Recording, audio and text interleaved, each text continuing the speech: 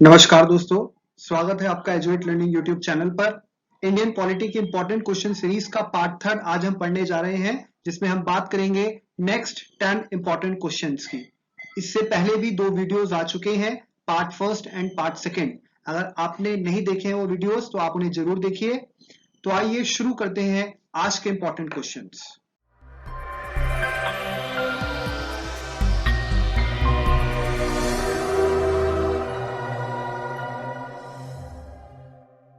So these are the questions. First question for today is, in India, the power of judicial review is enjoyed by. भारत में न्यायिक पुनर्वालोकन की शक्ति किसको प्राप्त है? Option A the supreme court, option B the supreme court as well as high court, option C all the courts, option D none of the above. तो किसके पास भारत में न्यायिक पुनर्वालोकन की शक्ति है? और इस क्वेश्चन का करेक्ट आंसर है option number B, the supreme court as well as high court. Judicial review जो है एक बहुत ही इंपॉर्टेंट कंसेप्ट है। आप जानते हैं इंडियन जुडिशरी के पास ये पावर है कि वो जुडिशियल रिव्यू कर सकती है। किसका? वो जुडिशियल रिव्यू कर सकती है उन लेजिस्लेशन का, उन लॉज का, ठीक है ना, ऑर्डर्स का, जो कि एग्जीक्यूटिव या पार्लियामेंट यानी लेजिस्लेचर द्वारा पास किए गए हैं। उनकी कॉन्स्टिट्यूशनल वैलिडिटी को चेक कर सकती है। ठीक है, तो ये जो पूरा डॉक्ट्रिन है जुडिशियल रिव्यू का, that has been originated and developed in the USA, और यूएसए से ही हमने इसको क्या किया है, लिया है। इंस्पायर हम यूएसए से ही हुए हैं और हमारे यहाँ जो सिद्धांत है ये उसी से लिया गया है। तो याद रखिएगा, भारत में क्योंकि जुडिशरी हम जानते हैं सिंगल है, इंटीग्रेटेड है, यानी कि इकहरी और एकीकृत है, और जो जुडिशियल रिव्यू की पावर है that is in the hands of higher judiciary, और हायर जुडिशरी में सुप्रीम कोर्ट भी आती है और हाई कोर्ट भी आती है। तो जुडिशियल रिव्यू की पावर है सुप्रीम कोर्ट और हाई कोर्ट के पास। नेक्स्ट क्वेश्चन है, the concept of concurrent list in the Indian constitution was borrowed from the constitution of. जो समवर्ती सूची का सिद्धांत है, तो भारत के संविधान में ये किस देश के संविधान से प्रेरित है, कहां से लिया गया है basically?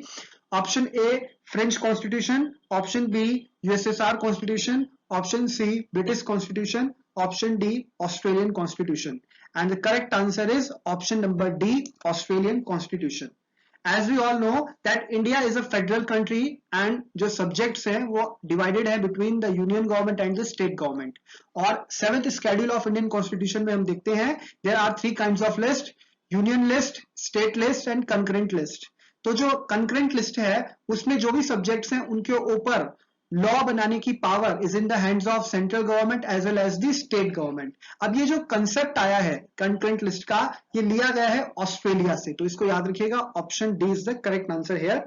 Next question, the 4th schedule of the constitution of India deals with.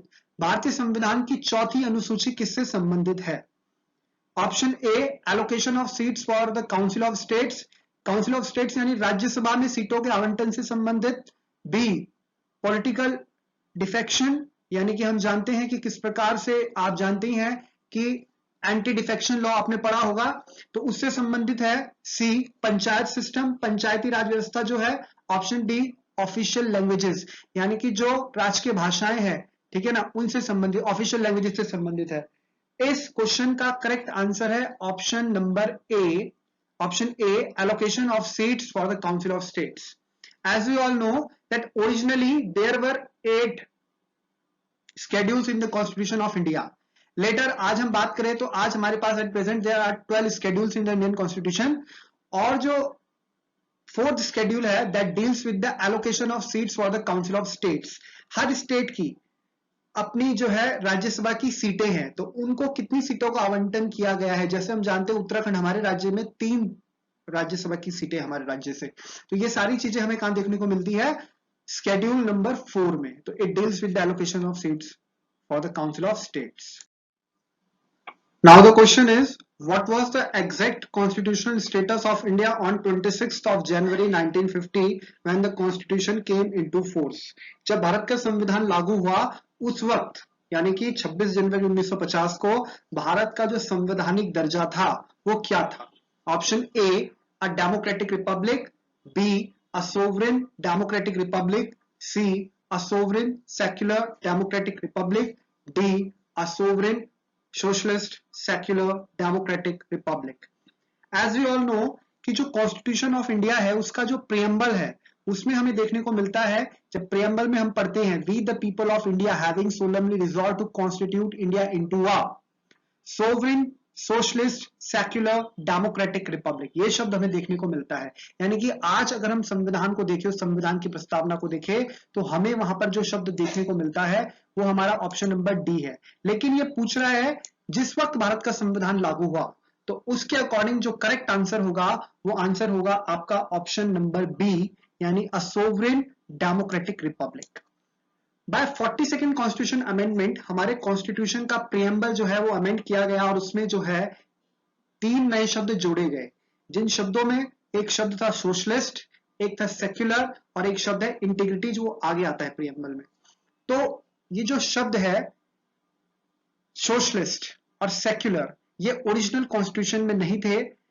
Original constitution में था सोवरेन डेमोक्रेटिक रिपब्लिक, लेकिन बाद में ये शब्द जोड़े गए bye 42nd constitution amendment in 1976। तो उसके बाद हो गया अब sovereign socialist secular democratic Republic. तो याद रखिएगा, ओरिजिनली वो जो प्रियम्बल था वो ऐसे रीड होता था, a sovereign democratic republic. Next question, the provisions of the 5th and 6th schedule in the constitution of India are made to. भारतीय संविधान की जो 5वीं और 6ठी अनुसूची है, 6वीं अनुसूची है, वो किससे संबंधित है? Option A, protect the interest of scheduled tribes. Scheduled tribe जो होती है आपकी जनजातियां, अनुसूचित जनजातियां, उनके अधिकारों या उनके इंटरेस्ट से संबंधित, उनको प्रोटेक्ट करने से संबंधित। B, determine the boundaries between the states. C, determine the power, authority and responsibility of panchayats. D, protect interest of all the border states. तो यहां पर जो ये पूछा गया है 5वीं और 6ठी अनुसूची के संबंध में, देखिए बहुत इंपॉर्टेंट है। 5th और 6th शेड्यूल डील करता है with the protect the interest of scheduled tribes. Option A is correct here. As we all know, जो 5th शेड्यूल है वो प्रोटेक्ट करता है इंटरेस्ट को, ठीक है ना, शेड्यूल्ड ट्राइब के, और आप देखते हैं उनके प्रशासन से संबंधित व्यवस्था 5वीं अनुसूची में की गई है। जो बेसिक थ्रस्ट है 5th और 6th शेड्यूल का वो यही है कि जो कल्चरल डिस्टिंक्टिवनेस है, यानी कि इनकी जो सांस्कृतिक पहचान है, अनुसूचित जो जनजातियां हैं, जनजातियों की अपनी एक जो पहचान है, उनकी जो कल्चर है, उसको किस प्रकार से प्रोटेक्ट किया जाए। तो ट्राइबल लोगों के कल्चर को प्रोटेक्ट करना, उनके राइट्स को प्रोटेक्ट करना, उनके इंटरेस्ट को प्रोटेक्ट करना, that is made by the 5th and 6th schedule. और 6th शेड्यूल में तो हम देखते हैं कि पर्टिकुलरली 4 स्टेट्स मेंशन है, असम, मेघालय, त्रिपुरा, मिजोरम। वहां के नागरिकों के, वहां के जो लोग हैं, ठीक है ना, उनके अधिकारों से संबंधित ये किया गया है व्यवस्था। वहां की जो शेड्यूल ट्राइब्स हैं, ठीक है ना, उनके अधिकारों से संबंधित व्यवस्था की गई है। तो ऑप्शन ए इज करेक्ट है। Next question is, which one of the following schedule of Indian Constitution contains provision regarding anti-defection law? भारतीय संविधान की कौन सी अनुसूची में दल बदल विरोधी कानून के संबंध में प्रावधान किया गया है? Option A, 2nd schedule, B, 8th schedule, C, 10th schedule, D, 5th schedule. And the correct answer is option number C, 10th schedule, 10वीं अनुसूची। 10वीं अनुसूची में दल बदल विरोधी कानून का जो है व्यवस्था की गई है, इसके संबंध में प्रावधान किया गया है, और इसको 52वें संविधान संशोधन के द्वारा 1985 में, सन 1985 में जोड़ा गया था। उस वक्त राजीव गांधी जी देश के प्रधानमंत्री थे और उनके द्वारा, उनकी सरकार के द्वारा यह अनुसूची जोड़ी गई। और इसका मुख्य उद्देश्य यही था कि जिस प्रकार से भारत की राजनीति में हमें देखने को मिलता है, आया राम गया राम की कहावत बड़ी प्रसिद्ध हुई, बहुत जल्दी जल्दी जो है, जो ये लोग पॉलिटिशियंस है, ये पार्टियां छोड़ रहे थे, तो उसी चीज पे अंकुश लगाने के लिए 10वीं अनुसूची को जोड़ा गया। तो वो इसी चीज पर अंकुश लगाती है, ध्यान रखिएगा। नेक्स्ट क्वेश्चन है, विच of the following is not the correct match? निम्नलिखित में से कौन सा करेक्ट मैच नहीं है? लिस्ट 1, लिस्ट 2 आपको दी गई है, हमें मैच करना है और देखना है कि कौन सा ऑप्शन गलत है। Formation of new states, article 3, it is correct. Article 3 में हम जानते हैं कि नए राज्यों का निर्माण, उनकी सीमाओं में परिवर्तन, उनके नाम में परिवर्तन सब अनुच्छेद 3 के द्वारा किया जाता है, जो कि भाग 1 में आता है।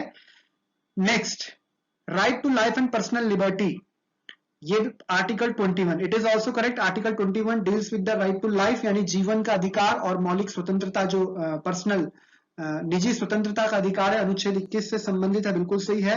सिंगल सिटीजनशिप, आर्टिकल 11, अब ये चीज हमें देखनी है अभी। और 4th है setting of administrative tribunals, administrative tribunals को सेटअप करना, 323A, करेक्ट। सो यहाँ पे गलत है सिंगल सिटीजनशिप, आर्टिकल 11। तो यहाँ पे हिसाब से जो करेक्ट हो जाएगा, मतलब आंसर जो हमारा करेक्ट होगा ऑप्शन दैट इज बी, क्योंकि यहाँ पे पूछा है नॉट करेक्ट और ये थर्ड वाला नॉट करेक्ट है, ऑप्शन बी में है। अब देखिए part second of Indian constitution that deals with the citizenship contains articles from 5 to 11। अनुच्छेद 5 से 11 तक जो हम देखते हैं वो देखते हैं कि सिटीजनशिप के रिगार्डिंग आर्टिकल्स हैं हमारे कॉन्स्टिट्यूशन में। अब जो आर्टिकल 11 है वो बहुत ही इंपॉर्टेंट आर्टिकल है, कई बार मैंने क्लास में भी आपको बताया है। आर्टिकल 11 जो है वो पावर देता है पार्लियामेंट को, पार्लियामेंट ऑफ इंडिया को, to regulate the right of citizenship by law. यानी कि पार्लियामेंट ऑफ इंडिया भारत में नागरिकता के संबंध में कानून बनाती है। और आपने देखा लेटेस्ट अभी आपने देखा सिटीजनशिप अमेंडमेंट एक्ट में जो अमेंडमेंट हुआ, ओरिजिनल एक्ट तो है 1955 का जो सबसे पहले कानून बना नागरिकता के संबंध में, और उसमें लेटर ऑन हम देखते हैं बहुत बार अमेंडमेंट हुआ। रिसेंट जो अमेंडमेंट हुआ जिसके खिलाफ बहुत बड़ा विरोध प्रदर्शन भी हुआ, आपने देखा देश भर में शाहीन बाग का प्रोटेस्ट भी हुआ, सिटीजनशिप अमेंडमेंट एक्ट 2019 में जो हुआ, और ये किसके द्वारा किया गया? संसद के द्वारा किया गया। तो संसद को ये पावर किस आर्टिकल से मिलती है? आर्टिकल 11 से मिलती है। क्योंकि ये टॉपिक बहुत चर्चा में रहा है हाल ही में, तो बहुत इंपॉर्टेंट हो सकता है, क्वेश्चन आ सकते हैं एग्जाम में। आर्टिकल 11 याद रखिएगा, आर्टिकल 11 पावर देता है पार्लियामेंट को to make the law regarding the citizenship. Next question, which of the following is the subject of concurrent list? निम्नलिखित में से कौन सा विषय समवर्ती सूची का विषय है? Option A police, B radio and television, C foreign affairs, D criminal matters. तो इनमें से कौन सा विषय ऐसा है 7वीं अनुसूची में जो आपकी कंकरेंट लिस्ट आती है जो उसके अंतर्गत आता है? देखिए इसका करेक्ट आंसर होगा option number D criminal matters. Option A जो है पुलिस जो होता है law and order, it is the state subject, यानी राज्य का विषय है। आप जानते हैं भारत के तमाम राज्यों की अपनी अपनी पुलिस होती है, Uttar Pradesh police, Bihar police, Rajasthan police, यानी जो पुलिस होता है लॉ एंड ऑर्डर जो होता है that is the state matter. Second radio and television, जो सूचना प्रसारण होता है that is also the union list का सब्जेक्ट है ये भी। फॉरेन अफेयर्स यानी विदेश नीति भी केंद्र सरकार सेंट्रल गवर्नमेंट बनाती है। क्रिमिनल मैटर्स जो हैं, जो कि आपराधिक श्रेणी के मामले हैं, आपराधिक जो मामले होते हैं वो एक कंकरेंट लिस्ट का मैटर है, जैसे एजुकेशन कंकरेंट लिस्ट का मैटर है। तो option number D is correct है। Next question, the constitutional status has been given to panchayat under article. जो पंचायती राज व्यवस्था है उसको संवैधानिक दर्जा किस अनुच्छेद के अंतर्गत दिया गया है? अनुच्छेद के अंतर्गत दिया गया है, यहाँ पे वो नहीं पूछ रहा कि किस संविधान संशोधन द्वारा दिया गया है। Option A 226, B 243, C 280, D 219। तो आर्टिकल कौन सा है वो? The correct answer is option B that is article 243। Article 243 से लेके 243 ओ तक पंचायत की बात की गई है, और हम सभी जानते हैं by the 73rd constitution amendment, ठीक है ना, 73वें संविधान संशोधन 1992 द्वारा ये व्यवस्था की गई थी। तो इनको जो है कॉन्स्टिट्यूशनल स्टेटस दिया गया, और आर्टिकल 243 से 243 ओ तक पंचायती राज की व्यवस्था की गई है। नेक्स्ट है, which one of the following determines that Indian constitution of is federal? निम्नलिखित में से कौन सा जो है वो ये डिटरमाइन करता है कि भारत का संविधान जो है वो फेडरल है? फेडरल बोले तो वो भारत का संविधान जो है एक प्रकार से हम बोल सकते हैं वो संघ संविधान है। Option A a written and non-flexible constitution, option B residuary power are vested in center, option C free judiciary, option D distribution of powers between the union and states। तो ये पूछ रहा है कि कौन सा पॉइंट ये दिखाता है कि भारत का संविधान फेडरल है, और इसका करेक्ट आंसर हो जाएगा ऑप्शन नंबर डी। मैंने पहले ही कई बार बता रखा है कि फेडरलिज्म का मतलब ही ये होता है that is the power is divided between union government and state government. तो यहां पर पावर का डिवीजन हमें देखने को मिलता है इंडियन कॉन्स्टिट्यूशन में। पार्ट 5 आप देखेंगे यूनियन की बात करता है, पार्ट 6 स्टेट की बात करता है, फर्दर हम इनके बीच में जो है फाइनेंशियल रिलेशन देखते हैं, एडमिनिस्ट्रेटिव रिलेशंस देखते हैं। तो ये सारी चीजें जो हमें देखने को मिलती है भारत के संविधान में, और दोनों ही जो गवर्नमेंट्स है, चाहे सेंट्रल गवर्नमेंट हो चाहे स्टेट गवर्नमेंट हो, they derive their power from the constitution of India. So here option D is correct.